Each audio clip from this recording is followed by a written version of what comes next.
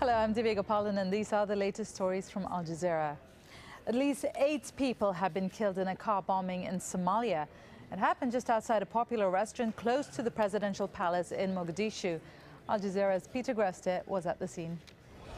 This vehicle was separating the attacker from the government officials that were just in front. We understand that the car bomber rammed this vehicle. It was full of passengers, full of civilians at the time.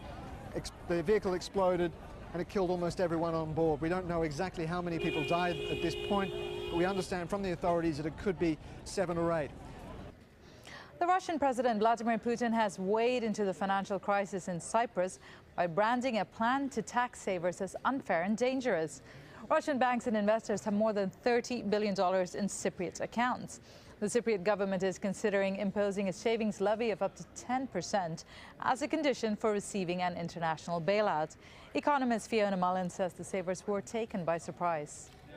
You know, for me as an economist, I was just relieved that the money was still there by Saturday morning, to be perfectly honest. But of course, if you're not watching this very closely, people were very surprised. I mean, I was still surprised that the deposits under 100,000 got hit anyway. I mean, I don't have more than 100,000, so that was a bit of a rude shock. One person dies every minute as a result of armed violence. That's a stark message being sent by arms control campaigners as world leaders meet in New York to try and regulate global weapons sales. Last year, diplomats failed to reach an agreement to limit the illegal trade. You can find all the latest on those stories and more at aljazeera.com.